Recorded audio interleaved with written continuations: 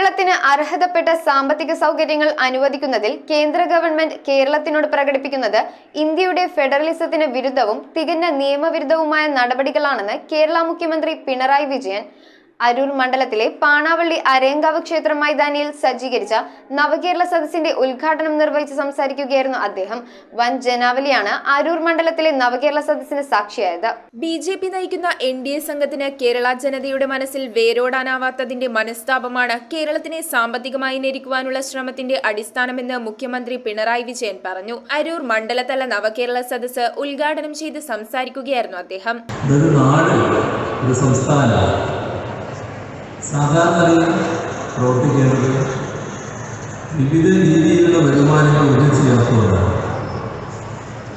അതിലൊന്ന് നമ്മൾ ഉണ്ടാക്കുന്ന വരുമാനം തന്നെയാണ് സംസ്ഥാനം പൊതുവായിട്ട് ഉണ്ടാക്കുന്നത്. ആ ഭാഗം നോക്കിയാൽ നമ്മുടെ നാട് വളരെ മെച്ചപ്പെട്ട നിലയിലാണ്. വൈക്കത്ത് നടന്ന നവകേരള സദസ്സിന് ശേഷം ഒറ്റപ്പുന്ന ജങ്കാർ വഴിയാണ് മുഖ്യമന്ത്രിയും സംഘവും സഞ്ചരിച്ച ബസ് അരയങ്കാവ് മൈതാനിയിൽ എത്തിച്ചേർന്നത്. വഴിയോരത്ത് മാക്കേക്കവലയിൽ യൂത്ത് കോൺഗ്രസിന്റെ പ്രതിഷേധവും നടന്നു. പൂച്ചാക്കൽ പോലീസ് സ്റ്റേഷന് മുന്നിൽ ഗംഗാശങ്കർ എന്ന യൂത്ത് കോൺഗ്രസ് പ്രവർത്തകന്റെ ഒറ്റയ്ക്കുള്ള കരിങ്കൊടി പ്രതിഷേധവും ശ്രദ്ധേയമായി. തുടർന്ന് അദ്ദേഹത്തെ പോലീസ് അറസ്റ്റ് ചെയ്തു നീക്കി. അരൂർ MLA ദലീമ ജോജോ ചടങ്ങിൽ അധ്യക്ഷത വഹിച്ചു. മന്ത്രിമാരായ അഹമ്മദ് ദേവർകോവിൽ, ജെ ചിഞ്ചുറാണി, VN വാസവൻ, ജില്ലാ വ്യവസായ കേന്ദ്രം ജനറൽ മാനേജർ ശിവകുമാർ എന്നിവർ സംസാരിച്ചു. News bureau, Aroor.